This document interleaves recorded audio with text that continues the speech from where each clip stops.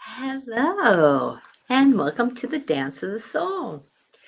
I am Natasha Venter, who is someone who can be trusted in being in because I work with people without any judgment. So, on the Dance of the Soul, Regan Forston and I, Natasha Venter, are here to support you. Now, Forston is not here at the second in time because he is very much on the road, I guess, right now. So we're going to see him in his van here in about a couple minutes. But he texted me and said that, hey, I'm running just a little bit late and I will be here. And I said, that's great. So I'm here to talk to you about some soul work here because right now our souls are really awakening up. And, it's one thing that, when we're working with our souls, that we really become in tuned with our life purpose. We come into knowing some deeper things. And, our soul is with us when we're walking into this world. Our soul is with us during the walk of our world. And then it travels outside of us when we end up leaving this world. And last week we talked about this a little bit about how our soul works when we're leaving because there's so many people that witness somebody passing and they question so much when that part of the dance is happening. Hi Veronica, my love is with you, my dear. And so with that this is going to be on podcasts. And I'm all caught up on my podcasts, downloading the podcast. So if you know somebody who only listens to podcasts, please guide them to Natasha Venter and Life Clarifications. Life Clarifications with Natasha, and you will catch all the podcasts. I have some older shows there and I have some recent shows there. So with with the wisdom that's going forward and stuff like that, I'm all caught up on it. And so this show here will hopefully be loaded up right after the show onto um, the Podbean, but you can catch us on most every podcast. The only one I think I haven't gotten onto is iTunes. I know I'm on iReady or whatchamacallit, but I don't think I'm on iTunes yet because I haven't been able to get through their walls that they like to put up. So I haven't been able to work through them. But at the same time, I'm here, we're here. So today we're going to talk about the soul. And, like I just said, that the soul is something that is coming, it's with us as we come into this world. It's been here for many of us for, I don't want to call thousands of years, but thousands of years. Well, would be Earth years because years are different and time is different when we're out in the other planets. So with that, as we're going forward and managing our life, that our soul actually does a lot of work while we're here in the human form because it does a lot of integration. It does a lot of management of our personality because I believe and I witness my own soul. I talk with my own soul quite a bit, and my soul has a personality, which is primarily me, yet at the same time, my humanness that has gone through experiences tacks on a lot of those scenarios. So with that, our personality of our soul grows with every lifetime. And that's a kind of an interesting fact too, doesn't it? But at the same time, though, when we're getting to the end of our life, we kind of wonder what happens. And last week, I ended up doing a reading with someone that lasted, because it was about the body. And actually, we should probably talk about, one of these times about how the body talks with us and, going through some of those ailments and stuff like that we're going through. But yet, at the same time, really wanted to talk about how the soul works. Well, we talked a lot about last week to catch up while Regan's not here, that we talked a lot about how when the soul is leaving this body, we talked about dementia. We talked about how in dementia, a lot of times the soul starts separating out from our body. And we all have a kind of, I'm going to call it a tether to our body. It's an energetic tether. And it's kind of like the anchor that a boat might have to the ocean floor. It might be something like a balloon that's tethered to the ground. And um, and it's one of those things that as we get further away, that rope thins, right? Well, as we go forward, well, we have a lot of our soul work and soul dance while we're here. And when our soul's attached, it's very vibrant, it's very alive, and we can travel in our nights where we're away, and that tether keeps our body to our soul. But when we're um, but when we are in dementia or Alzheimer's or something like that, our the tether gets a little thinner, and our soul kind of likes to travel around. It likes to weave around. It likes to do things. And Veronica, when my father-in-law passed, I saw his soul leave his body. It was so beautiful. I knew he was back home. What a gift to witness. Because not everybody sees their soul, sees the soul of our loved ones leaving. But I'm glad that your intuitive work is really starting to get you there to where you can witness. And many of us can see that energetic soul leaving. I don't know if anybody has seen, like, a lot of times we watch these shows where, the odd things that happen, and I forget what it's called, but where you can see different things from different dimensions and that kind of stuff. Well, there was one time where a deer ended up being witnessed, being videoed, and the soul leaving, and it's just kind of like this whitish cl- fog cloud. And that's how many of us, when we're in the soul dance of our bodies leaving, that I want to kind of review a little bit of last week, because while Regan's not here, because he will be popping in, but when our soul is leaving, many a times our body still goes through the primalness of wanting to breathe, wanting to be here. It wants to breathe. It wants to be here. Our mind says, no, I want to keep going. Our knowing wants to keep going, because we do in some way value being here. And I can say that for someone who is committing suicide, that many times during the moment of it, they wish that they wouldn't have, sad to say, because that part of their primalness, I'm going to call it their primalness. I'm not going to call it their mindset. I'm not going to call it anything else, but their primalness says, I want to be here. And that's the part that screams at us. And so our mind registers that. And sometimes it's too late, but yet at the same time, there's a part of our mind that says, I just can't be here anymore. There's a part of our energy that doesn't want to be here anymore, for those who commit suicide. And so that overruns the primalness. And sometimes in that last few seconds, but yet that's not something that we can really judge. And I almost hate that I just said that, because the fact that it is about going home. But there is that you hear about people who survive many times, trying to leave this planet, and they're grateful that there is a part of them, the primalness of them, that wanted to stay here, and it kept them here. They got a new leaf on life. They got a new chance to start over. And as we do that, and so with that our when our soul is ready to leave, there's many a times where we're at peace with it. Many of us are at peace with it, because we're at that age, we're at that moment, we're at that ache of family, we're at that ache of being done with our body being so sick or whatever it is. And so we're okay with it, but there's still that, when we watch that last breath, there is that struggle, there is that angst that we as witnessing do witness it. That's not the journey of the soul. That is not the journey of the soul. The journey of the soul is actually part peaceful, because it does float away from the body. And that's the thing, is that we see it. Now, there's sometimes where the soul will stay with the body until the very end breath moments. That that does happen.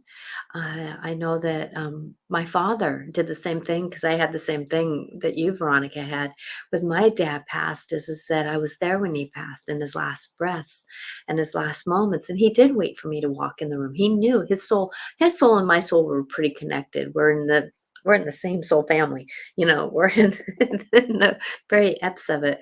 And so with that going forward, that, those dances of the soul leaving, that it is very graceful when that's happening, because there's that trust of where we're going, where some people don't trust where we're going. Now, like my mother, a week before she was passing away from Lou Gehrig's disease, she really struggled with wanting to go. I heard her say, "You're not taking me, I'm not going." It's because she saw these people there, these energies there. Probably my dad, her angels and guides were there wanting her to go. And yet she did not want to go because she fought Lou Gehrig's disease. She did not want to admit that her body was shutting down. She was fighting it the whole time. There was times where she wanted to keep her old bed because she wanted to sleep in it again when she got healthy. But yet there was that, so with that her mind would not hold on to that she was ready to go. And so with that some of us struggle, and when we struggle, the soul has a struggle with leaving. And I know that my mom, and the last week that her soul really went away, but it was her logical mind that was struggling with leaving, that primalness of herself, that primalness of where she's going. And so with that going forward and managing, that there is a lot of these dances that we have to witness when people are leaving, right? But when we're on our journey to go, when we're on our journey as we pass through that doorway. Because I know that for a fact that, as we walk into this planet, walk into this world, this body form that we create when we are born from our parents and from our mother, or the woman who gave birth to us in some cases, that that as the soul comes in, that it creates an ebb and take of coming and going. When we're being carried in the womb, right? There's that coming and going, coming and going. And as we get close to birth, we come. And for me being born, I remember being born, that I remember my soul was in the corner of the hospital room as my mother was laying on the bed on the table ready to have me, and the doctor was behind her, like, kept ready to catch the football, me, and the nurse was helping getting things ready. And here I'm watching, and all of a sudden, whoop, i was in my I was in the belly, and then coming through the birth canal, right? So I remember seeing coming through the birth canal, and then all of a sudden, pop, I'm out, and there I am looking at the doctor's face. Round. He wasn't a thin man. He was kind of chubby, and white mask. It was the 60s, so white hat. It was very white and clean and sterile hospital room. And so, going forward, that I remember that, I wasn't here all the time. I was checking out things. I was listening in. I was looking at, and then, boom, I'm with my soul. And I remember looking through my eyes, seeing my mother. My eyes weren't of a couple days old. It was my soul looking through, because I remember seeing my mother as I was. And so our soul, as we come in, awakens, but as it goes out, it does the same thing. It awakens into the next journey, the next birth of where it's going, right? So I'm kind of waiting for Regan here to come in, because I think that he would enjoy this part of the conversation. Is that, as we're going forward and managing that, don't be fearful of what really the body is going through if you ever witness somebody passing, because of the fact that it is a very primal thing. It not you And if you see an animal doing the same thing, it's not a graceful moment. It's, you know a lot of times, when I've been with all my animals that have passed, and as I did that, I watched their different paths happen. And a lot of times it really showed me how primal passing was when I watched my animals, because it is about the body slowing down and negotiating that dance. So as we're leaving, and I know Regan's going to pop in here any minute, and he's going to jump in on this conversation. So as the body and the soul are leaving, the body is shutting down. It's taking its last breaths, right? That as it's shutting down, here the body, the soul is starting to awaken and starting to go on its journey. So as it's starting to go on its journey, no one goes home alone. And I can repeat that only so many times. Nobody goes home alone. I don't care what life you've had. Nobody goes home alone. Now, those that have had a life, and I know I'm repeating some of this from last week, and other shows, but when we go home, let's say Hitler or somebody who was a murderer. Now, there are certain ways that somebody will go home. There is different ways. Like my dad went home differently than my mother and my uncle, and my grandparents. So with that, and they'll go home differently than me. Because of the fact that we all live different lives, and I have an understanding where I'm going. And so, like my dad had the same understanding where he was going. And so he kind of jumped in. And Veronica, your sister had somewhat of a knowing, so she jumped right over too. She only spent a little bit of time integrating. Partly that was part of the dance of her illness that she had to integrate in. And so with that going forward and being where we're at, that there's this dance of moving into this journey of um, of being into the other side. So now I'm going to label who can come for you.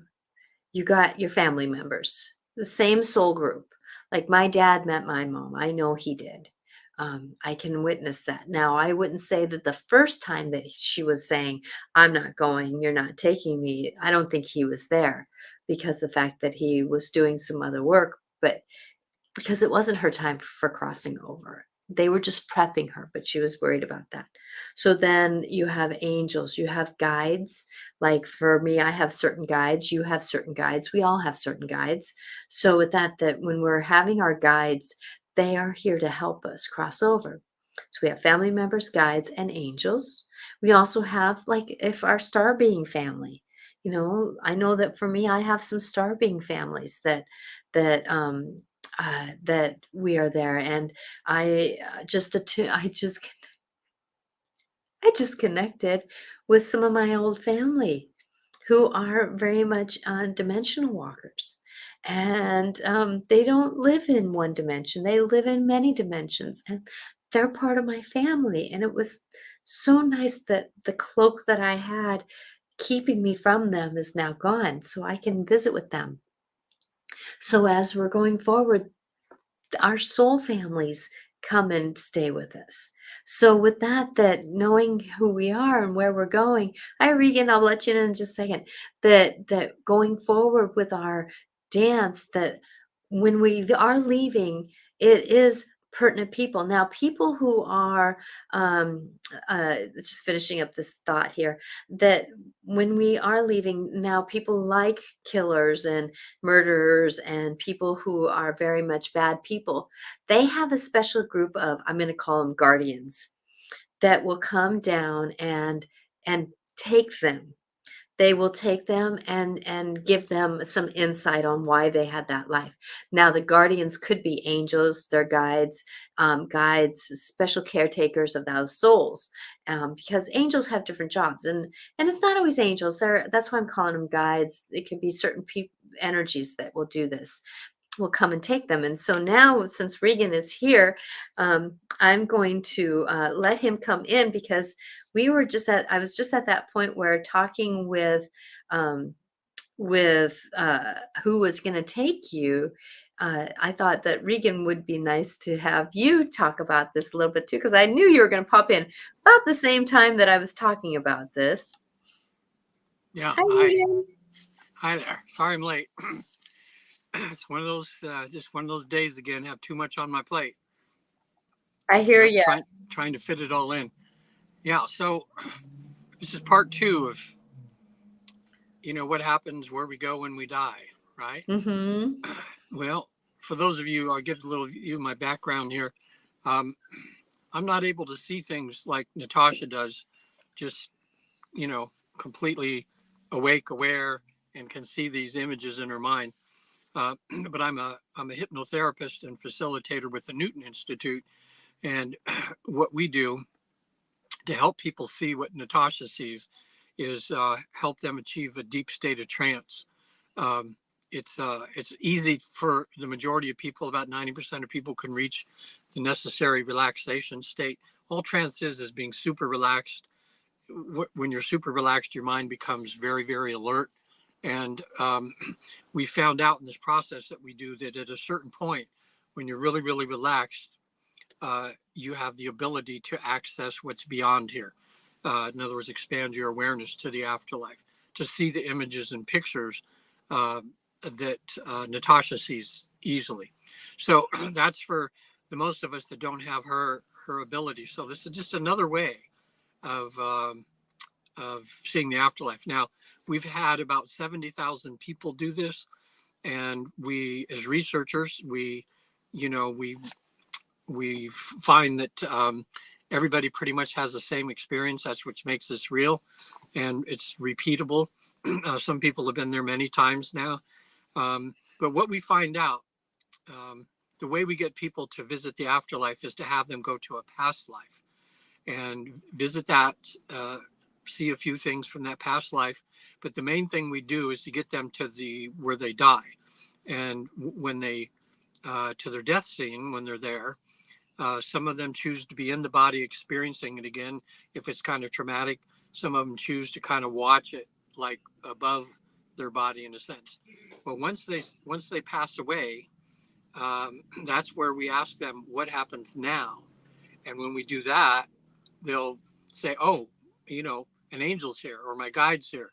Like you were just saying, Natasha, it appears that at least what we found out in our research, that when all of us pass away, there's always somebody there to greet us. Mm-hmm. And that's pretty much been confirmed by mediums, psychics, people that have had near-death experiences. They always talk, "Oh, my grandma was here," or a being of light, or some will say, an angel's here, or Jesus is here, or, whatever. Mm-hmm. But it seems that nobody dies alone, that there's always somebody there whose job it is to, in a sense, escort you between here. And it's like, not that there's really space between here and there. No, there isn't. Here, but for intensive purposes of us humans who think of space and time and that sort of thing, somebody's there to escort you to the other side. And so we found out a lot, in these 70,000 cases now. It's pretty much the same protocol, just like Natasha was saying. Someone's there to meet you. But because we do this in a state where over there they know that my client's not deceased, that we're doing this as a therapy, then the protocol may be a little bit different. But the guides will talk through my client to me, and I will talk to my client. And I'm not sure whether the guides actually hear me. They probably do, because I'll say to my client, "Well, ask your guide this, ask your guide that," and then my client will tell me what the guide says. Mm-hmm. But what's very common, I can tell you they do. Okay, I think so. Hi, Kate. I got to tell you about, I just get a kick out of this all the time. When I did my first session about 6 years ago with a client, the client was a medium, just like Natasha here. And my book was about that thick of my instructions, and I was going through it page by page, as I'm learning the process. And I was getting him to go to a past life. Well, I'm about in page 1 or 2, and then my client speaks up, because this is what's weird, is that your consciousness kind of splits, and you're aware that I'm sitting next to you, but yet at the same time, you're seeing this other screen and experiencing everything on this other screen. And us mediums and psychics can do that easily, because we do that constantly. I can be talking to somebody as I have this going on. So we're always seeing two screens. Yeah. And that's what's interesting. And it seems to be, see, like with Natasha, it's natural. Well, when people get in this state, it's natural. It's just like it just switches. It's their true self. Yeah, it's their true self. It switches on. So when that happens, if they've had a hard life when they passed away in this past life, then the guide there, or if in this life, my client is having a very difficult life, we'll ask the guide if they can go to a place of rejuvenation, like a place to recoup. And the guides always say yes. And then I'll just say 1, 2, 3. Although by the time I say 3, my client's already there. And then I have them describe to me what it's like. And that's the highlight of this life between life session for a lot of people, is experiencing that cleansing, that cleaning. One client described, she says, oh, I'm here in this, and there's a waterfall going over me, but it was a waterfall of light, but they described it as a waterfall, but in a sense, when they look at it closer, it was all these different colored lights that they were under, like in a pool of this light. And they said, I felt like my body was a billion BBs, and I could just feel this light cleaning each one of those, and they go, oh, this just feels so good, and I did have one that was interesting last week, since our last session here, where I had a session right after our podcast. Actually went for 6.5 hours. It was a really long one, but my client found herself there.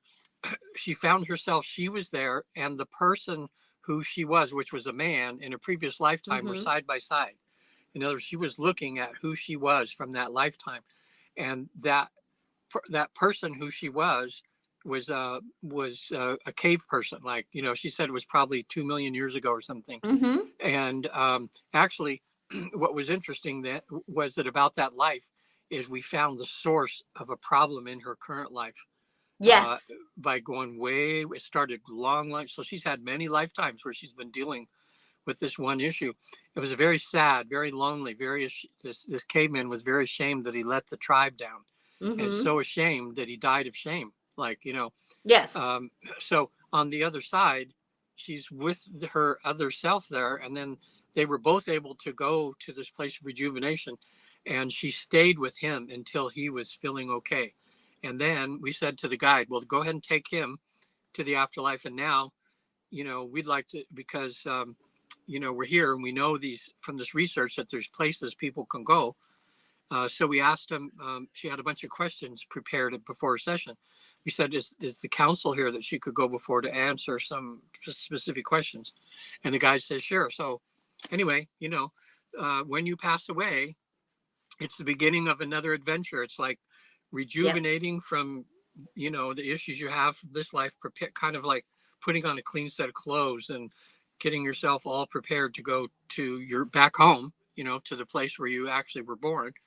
And then it's a little different, but pretty much people go to like a soul group, get a welcoming home from these other souls that they incarnate with regularly. Oh, I've seen some from especially like if I have a session from like the Hispanic families. Yeah. Oh my gosh, the parties that I see going on when those people go home, because a lot of them are soul families, and there's a lot of times where we keep going back into the same soul ethnic group too.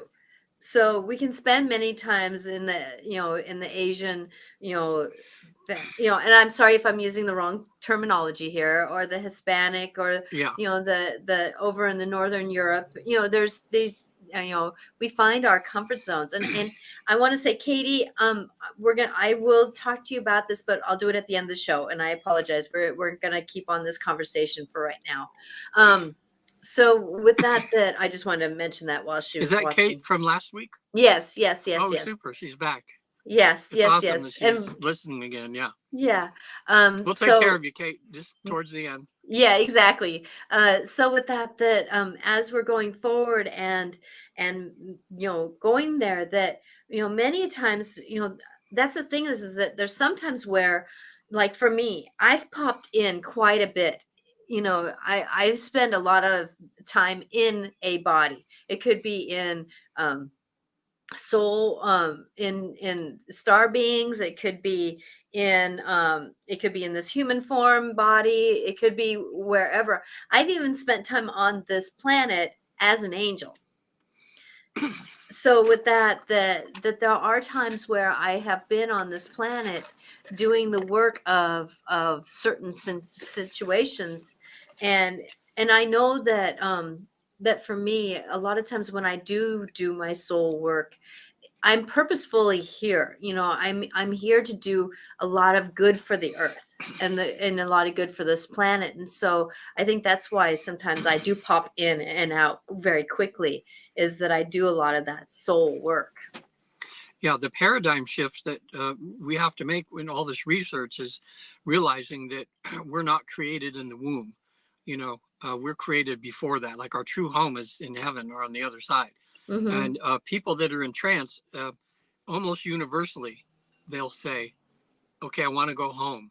You know, I mean, when they're in trance, when they get to their soul state, they know this. I want to go visit home or whatever. And they say those words. I want to go home.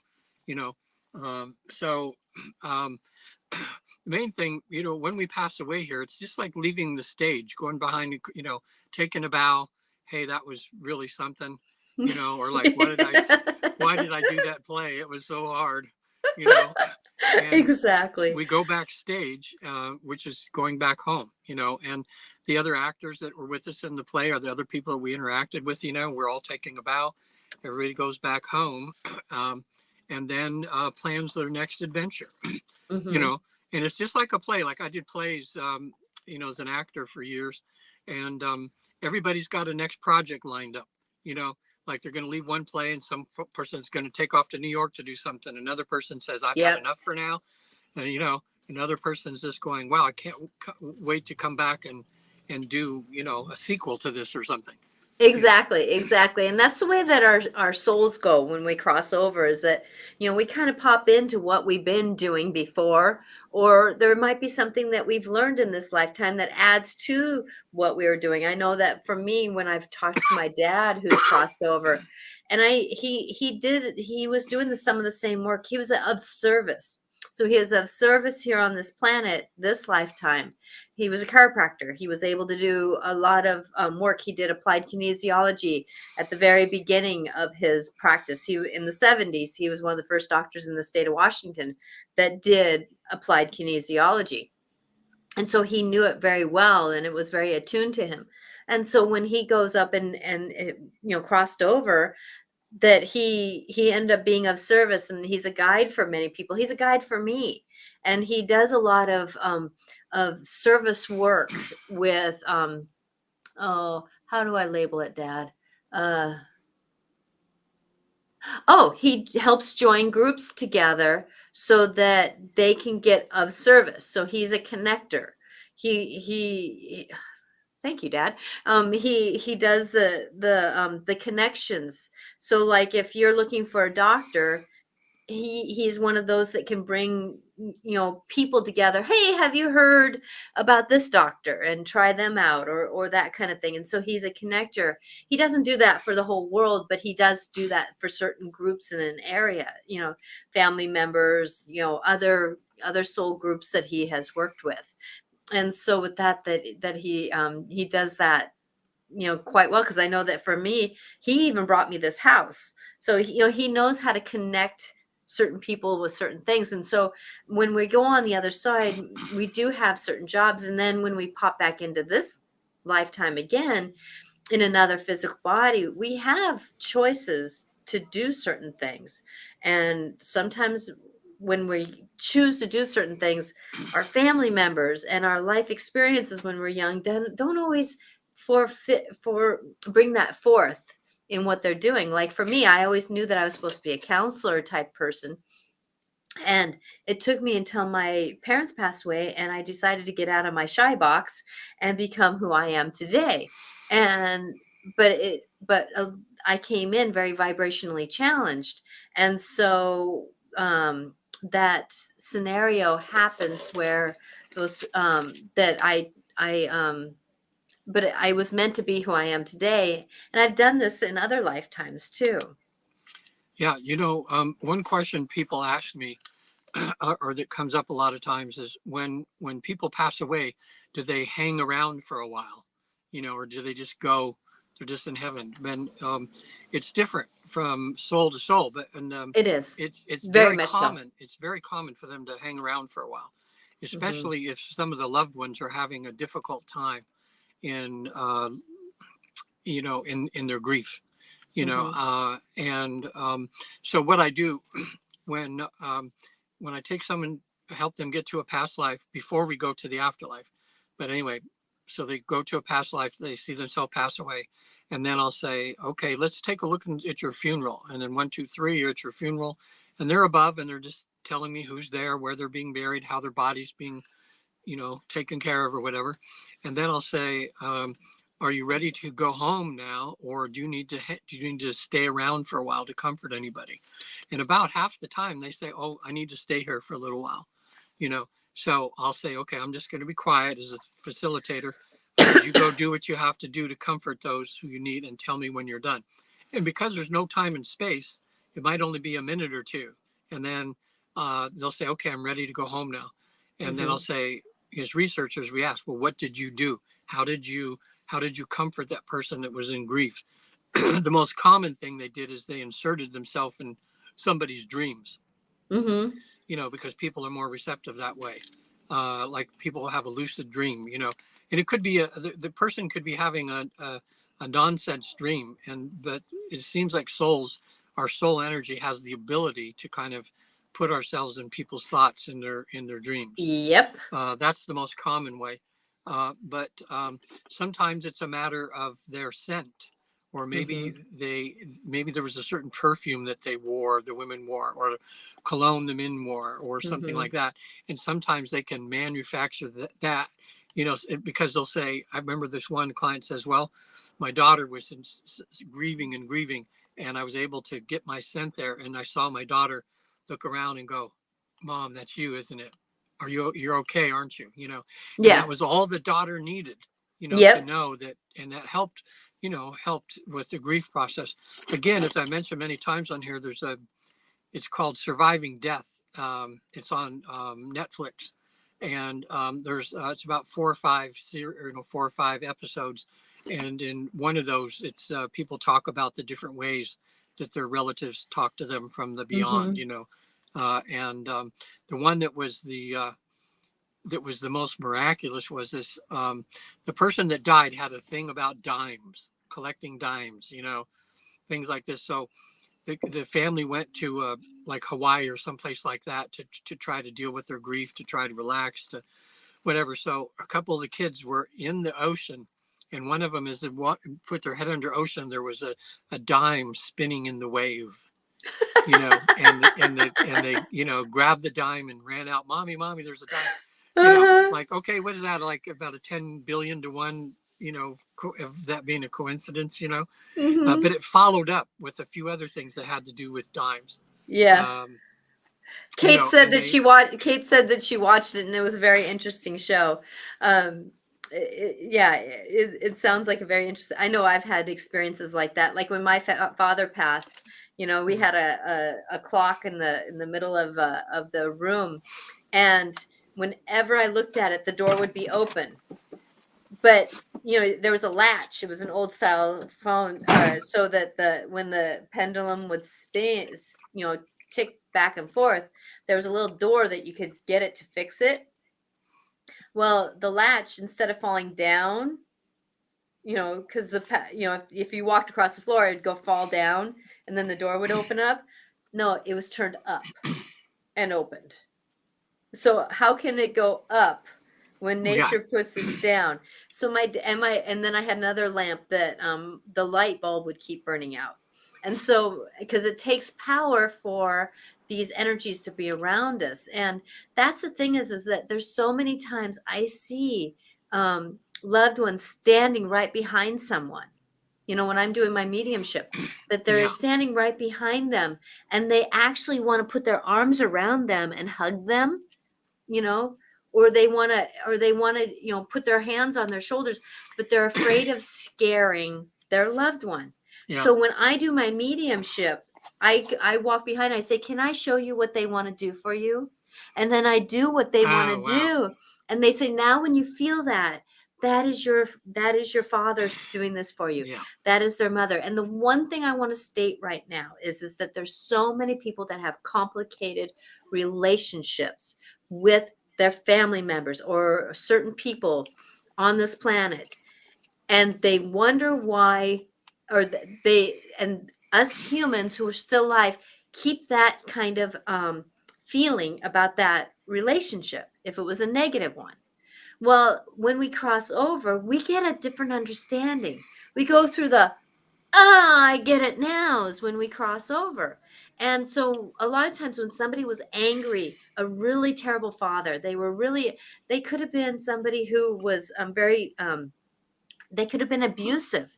But when they cross over and time, I'm not saying like it's exactly 2 months, because Katie, you asked a question about certain things about time.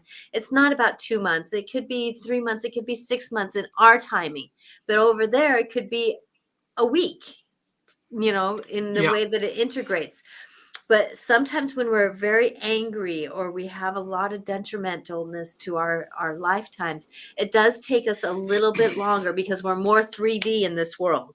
It seems like the more that we're 3D, we're more stuck in being human. It takes us a little bit more stretch and pull to cross over, and then we spend a little bit more time on the other side going through our experiences and lessons and witnessing why we did certain things. And there's a little bit more schooling, more refreshing, more, what's the word, de not detoxing, but it's when you have to go back from something and you talk about what you did. It's to debrief. You're Yeah. debriefing. You get a debriefing, and some people, when they're more 3D, it takes them a little longer to debrief on the other side. But I can tell you that an example would be a father who was very detrimental and very abusive. Within time, and I know it's within 6 months, that usually they are more apologetic, so apologetic for who they were, and they want to heal that because they get a different vision of why they were doing that way. And I can tell you a lot of times it's not because they wanted to, it's because that's what they grew up in. That's the way that they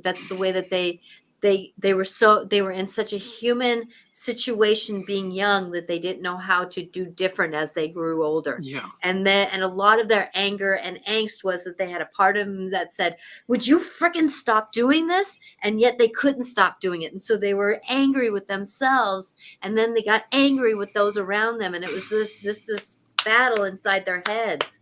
What can I do? Where can I go? And so when they go on the other side, they get that scenario, I want to say, cleaned up energetically. But it's us that hold on to that. And that's when I'm doing those mediumship sessions. A lot of times I do heal those scenarios for someone because there is language that comes across so that us humans, children, can understand a little bit more what our parents went through. Yeah. Um, it's it's different. It's like this transition. There's like a transition period for some people. And see what I do, of course, is my clients aren't actually dead. They're having like a near death experience without having to have the near death part. So I believe that's probably going to be a little different than when someone actually dies, that there'll be a slightly different protocol. Like somebody will meet them. I'm guessing that they'll probably have like a life review. When my clients are before the council, they're usually asking questions about their current life, about their mission. Why do they decide to be born? Why are certain people in their life? Why are they having a hard time dealing with certain people? Mm-hmm. And why are they having a hard time learning some of the lessons that they came down to learn? So I'm guessing, and I haven't asked, but that would be something I could have my clients ask if we're researching here, that when someone actually dies, how's the protocol different? Because, like maybe Natasha, you probably know more about that. I'm guessing they go through like a life review, and and then they you know and then they have to decide where to go in heaven from there, whether they're gonna just take a time out for a while, or Mm-hmm. they're And gonna come back and and I'm going to use the word it's not, it is a life review, but it's more of a debriefing. It's more of a talking yeah, through. It's more of a, how do you feel about this? It's gentle. It's a gentle review. It's never harsh. It's always grace and love and commitment and that kind of thing. And so and then it depends on what kind of life we've had. Depends on if we want a little bit more time on the other side to go into the white light of love and heal our souls from what we're doing, because there's many times when we've had a very hard life, when we were abusive or we were abused, or we went through a traumatic scenarios that, or the alcoholic that's an alcoholic their whole life, or drug induced or something like that. Sometimes it does take a while for that soul. It's kind of like a baby coming in. Let's say if the mother is struggling with drugs, and the baby when they're born has that influence, it takes a little while for the drugs to get out of the body of a baby. And the same thing kind of goes with the soul a little bit, that it does take that detoxing of life and being in love and light over there, because it's nothing like our love and light over here, Yeah. that it does. And that's one thing, that it sometimes it does take a little bit longer for one to come back through and want to be human again, because they are wanting to have that refreshing, kind of get back in the routine of what's over there. How can we do the work? My dad has taken a little bit longer because I asked him to. I asked him to wait until one of my children had babies. I don't know if that's going to happen now, and sorry, Dad, but I'm gonna, but we have such a soul connection that it's important. It's almost like me having a cat. It's just so important that we're connected in some fashion. But Katie asked the question, and I think this is very poignant right now. Okay. um, is there no negative or bad feelings on the other side? Then is there truly such thing as a bad soul? Hmm. You know? Okay. So there is negative and bad feelings over on the other side. That is part of the debriefing. That is part of the negotiation of our souls awakening again from being in with the physical body. It's not in the physical body, it's with the physical body. I almost picture my body being the skeleton of my soul. So the soul doesn't fit into our bodies. We fit into our souls. And so with that from my truth, that when we do have bad feelings and negativeness, it's usually that process of going from this this body to light and love, and it's that transformation, and that can stick around for, I'm going to say, maybe a year in our time terminology. Over there, it's not the same thing. Like when I was pregnant with my child, um, I was born. My son was born 6 weeks after my dad passed, and so that 6 weeks was a lifetime for them to spend time together. But it's 6 weeks on this planet for me and the baby being in my womb. So, but I'm going to say that I can't really say that there's bad souls. I'm going to say that there's attachments, because there's light and there's dark. So there's attachments that come in and can attach to a soul once they are on this planet, and they can become bad, because that's that attachment, that devilish, I'm going to put quotation marks around quotation, the devilish, the bad can attach to that soul and make that soul bad. Now, Yeah. there is some place that is called darkness, where there are bad entities, there are bad energies, but I'm not going to call it the soul that is around us humans. It's different. Now, there are negative souls, like let's say I had to clear a property, help clear a property where there was a bad soul that was attached to the human form. He was a bad dude in this human form, and he ended up being a soul collector on this planet. Yet, when we asked the angels and we did the physical work, the soul was able to be taken away, and he went into a special, I'm going to call it schooling, debriefing, or something to negotiate. so that he can get clean of this soul's walk, of his soul walk on this planet. So Yeah. go ahead. Well, I say I generally, at least in our research, and I'd like to even find out more in the research about this. You call bad souls or something, but in general, what we found out is that instead of calling them bad souls, they would be good souls behaving badly. Yes. You know, it's like a man that has anger management issues. There's so many men in this country that have done such horrible things. They're actually they're actually good men, but they're Yes. behaving badly because they don't have the skills. They haven't learned how to deal with emotion. They haven't learned how to deal with rejection and that sort of thing. And so it's in a sense, you know, people come down here and behave badly, but then a lot of them are able, you know, that's part of the, in a sense, their karma. They come down as a, you know, where they haven't learned certain lessons, and through life, hopefully, they go more towards the light instead of the dark, and they, you know, they switch around. So, um, but in the space where they're allowing my clients to go to this part of heaven, Mm-hmm. we have not found anything such as only love and light. We haven't found any evil or negativity, anything bad. Um, but it does seem that on a certain, like you figure an elevator where they're letting my clients off is at a high enough level where none of that exists. But I do think it's some of the lower levels, like where we're in right now, and there may be some people call it a lower astral or something, whatever. You know, floor not, if you figure 10 levels up is complete heaven and we're on one right now, well, maybe at two or three there's some of that, but there's a point where you get above that, you know. So Mm-hmm. um you Well, know, who I've worked with, who I've excreted even from my husband while he was drinking years, there is darkness out there, and I have been able to because of the light that I have. And I can tell you that when I have seen that darkness go away, it's gone down. It goes down. I'm not saying down into the planet, but it goes down. you see it goes down, like I see, you know. It doesn't go up like light goes up.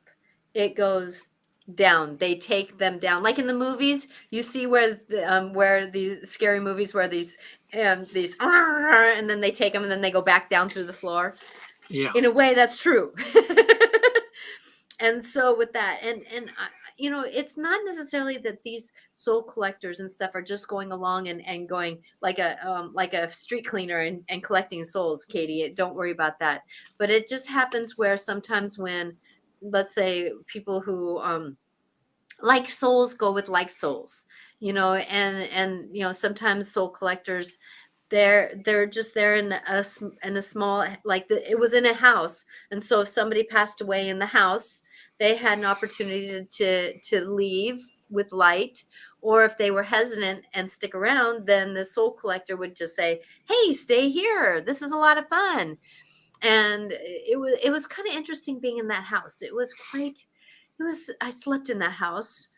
I woke up to a soul drunk in the closet because he was so happy and partying all night because this energy of keeping this cloud over this house was finally gone.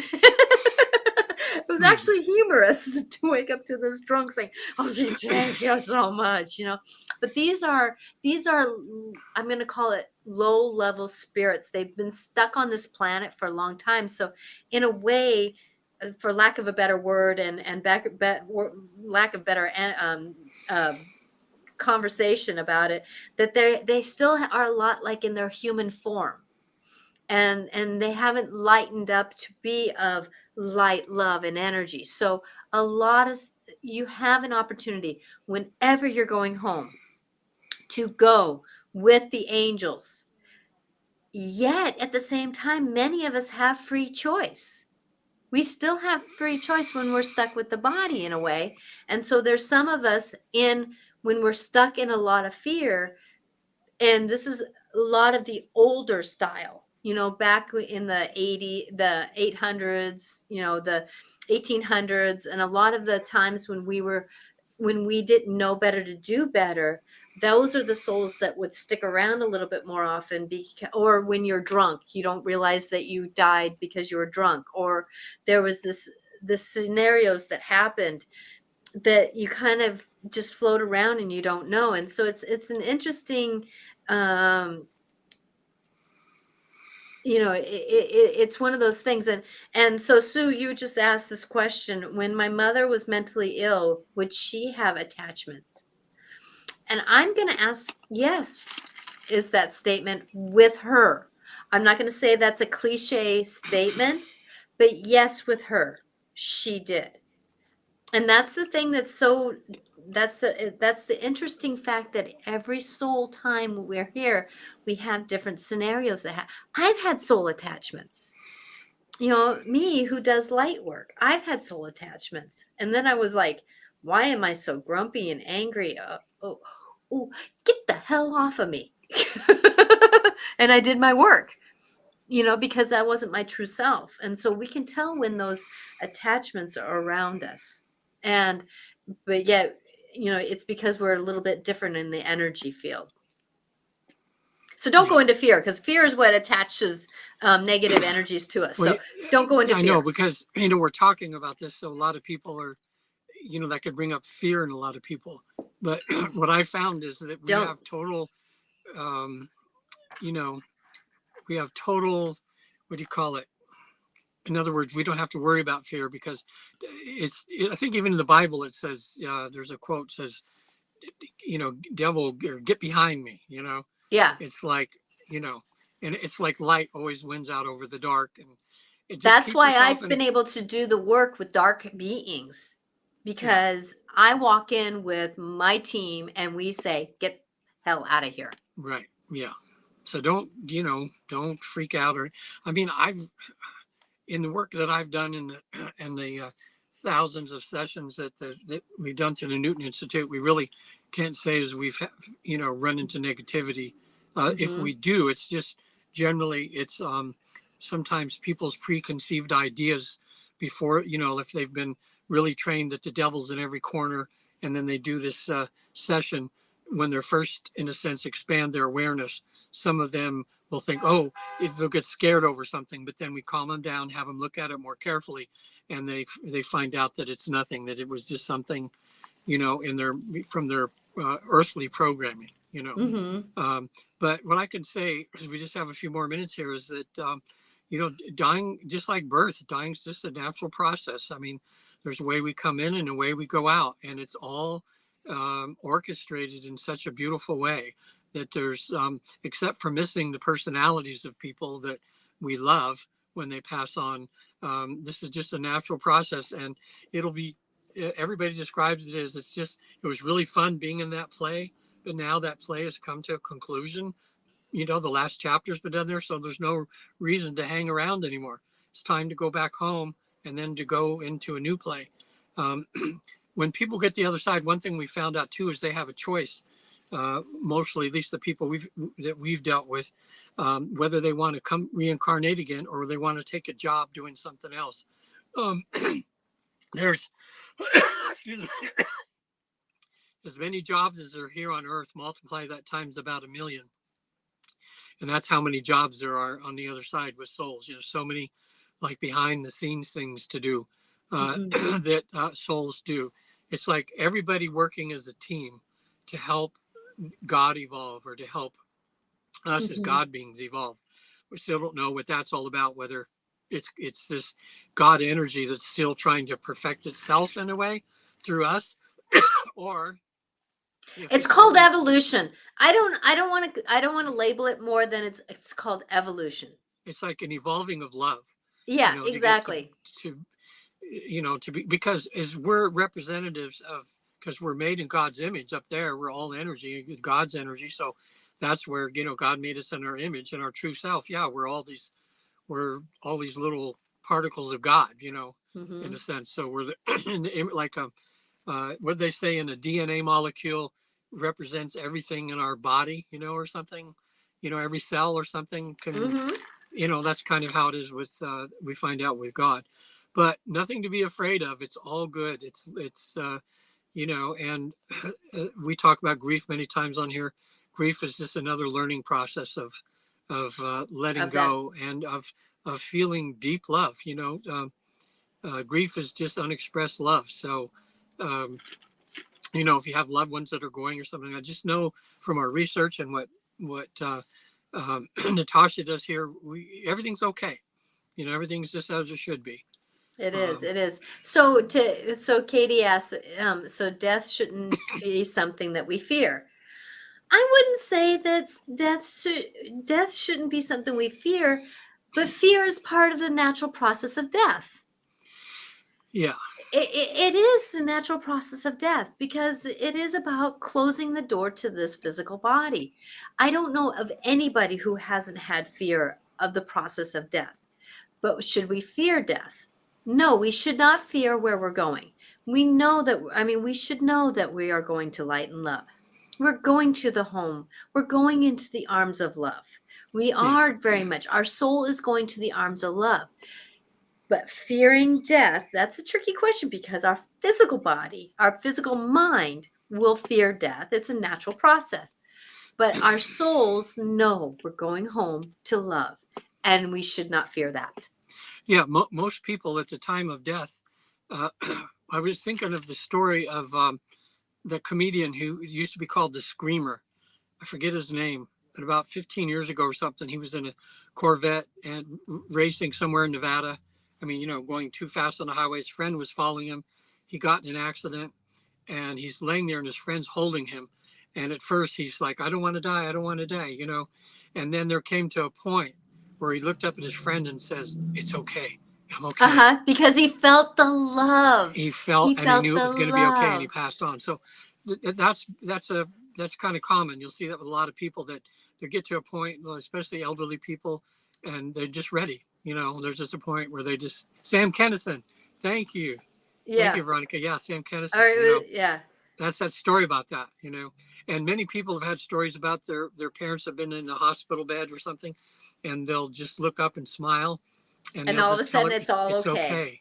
okay, or they'll Mhm. say, "Oh, mom's here, dad's here," or something like this, and then Yeah. they peacefully pass, and that's kind of how it is.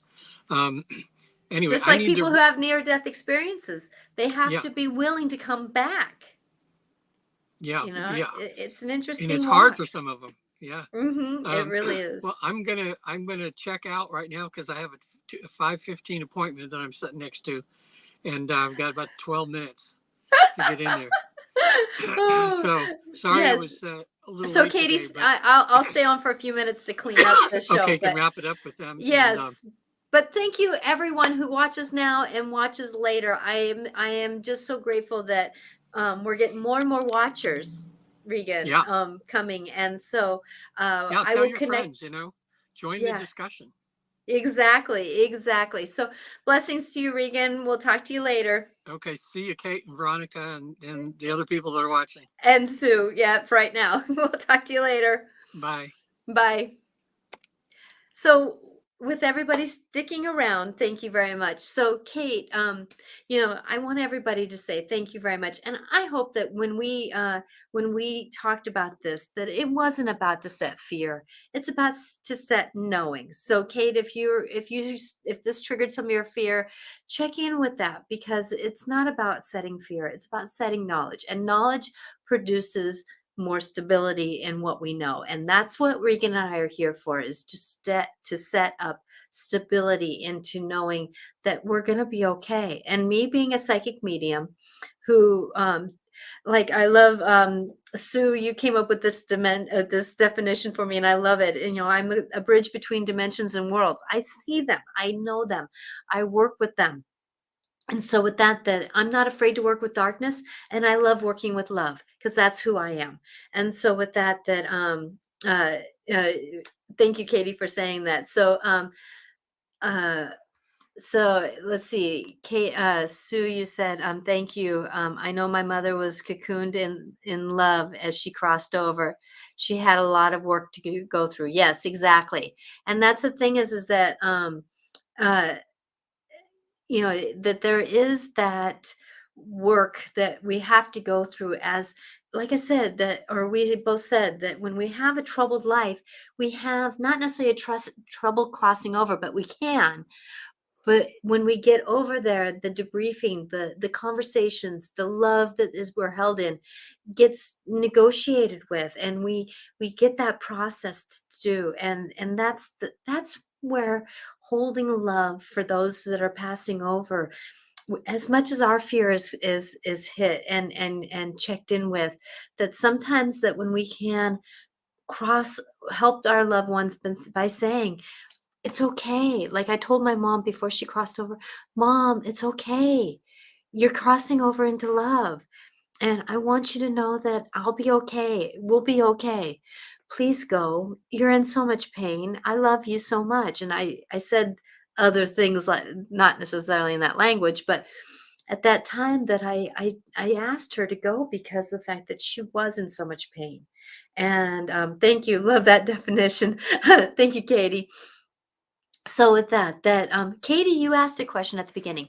So Katie, I really want to answer your question, but the threads that I see with you, because you were talking about how you got your blood test back and it was normal, and last week you asked about it, and I sensed that there was a dis-ease in your body, and I'm still going to go with that.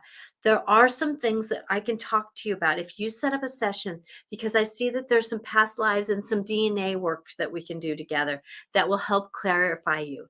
I've been doing a lot of wonderful work with going into past lives of our DNA and healing some of our physical body. And then I can go into past lives, like Regan was talking about, going into past lives of things that were happening. And so I can do both of that work, and I can help you create some healing work. And I feel like you're in this kind of plateau of some scenarios that are coming on, but it's too private to talk about here on this session in this. So with that if you'd like to set up a session, angelicclarifications.com.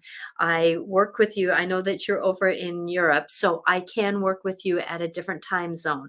And if you can't see a time zone that will work with you on my website, email me at Natasha at Angelic Clarifications. Natasha at angelicclarifications.com, and I can help you out with that. To bring uh wow, I didn't know that it was possible to bring DNA. Yes, yes, exactly. um well, that's being persistent with a doctor to, there's that fine line. I'm not a doctor, will not be a doctor, but I have insight that doctors don't have. And so with that if you want to keep going on with the doctor, please do. But I also know that there is some healing work that I can do with the DNA and with past lives. So there is a difference between DNA past lives, family members that were before us in our family line, and there is our soul's past life that we can go into and do some healing work, because our soul can carry some scenarios of experiences that we need to clean up, and then our DNA has situations that we need to clean up. Like colon cancer was running in our family, and I went back through some DNA work and cleared up the ache in the colon at that time. Now, I will know when I'm passing away at that age of maybe 100 if the work I did really helped. Yet at the same time, though, I know I have, because I am healthy. And I can tell you that with my body, how it reacts to food that doesn't agree with me, it wants to eliminate it right away, so it doesn't hold on to it. So with that, so Katie, being that you're over in Europe, if you want to email me, Natasha at angelicclarifications.com. And if that's anybody who's in a different time zone, you can email me and I will figure out a time that we can work together, because I know that there's like about what 7, 8, 10 hours difference between us. I work with I have some friends over in Europe. So with that, blessings to you all. I do hope and pray that this conversation, and we may have a part 3 on this conversation, because it seems like souls that want to stick around might be a good conversation to have, or I might just have this on Wednesday. So Because I feel like I can maybe have this conversation more on Wednesday. Actually, this is the conversation I'll have on Wednesday. So Wednesday, I'm going to continue this conversation about souls that stick around and attachments. Souls that stick around on this planet and attachments. So that's Wednesday's show. 4 o'clock Pacific time. Same station, same avenues. The only one I might be on is Instagram in addition. So with that when we're going forward and managing our life, that we don't have to fear things. Things can be fearful, but the more we fear them, the more control they have over us. So with that, as I love to do house clearings and I love to help people with energies around them and attachments and things like that, I would love to help you with those things. So blessings to everyone, and thank you so much. I greatly appreciate it. Thank you. You're more than welcome, Katie. So with that, so sorry for the short answer here, but your answer to your scenario is not a short answer on video, except for on Zoom. So blessings to all, and please like, share, and um, subscribe if wherever you're at. And if you know somebody who can use this channel, if you are knowing someone only listens to podcasts, I am up to date on downloading all the shows that I could onto my platform, which is Life Clarifications with Natasha, and it's on most all platforms. And this show will be on hopefully here in the next few minutes. So blessings all to everybody. I really know that this full moon that we're under is a twister and a turner. So please know that if you are emotional, my mantra this week is I'm grateful to be alive. I'm grateful to be alive. So with that, this mantra is going to be, and I'm going to start putting them out on Monday nights because Sunday night is a big download for talking about this show. So Monday nights is the mantra night. So Monday night tonight, you will be hearing, I am grateful to be alive. And if you say it 3 times, I'm grateful to be alive. I'm grateful to be alive. I'm grateful to be alive. Whenever you say that, when your mind is quiet, when your mind is angry, when your mind is fighting, when your mind is hungry, when your mind is busy doing other things and it's spinning, I'm grateful for my life. So blessings all. Have a great night. Bye now.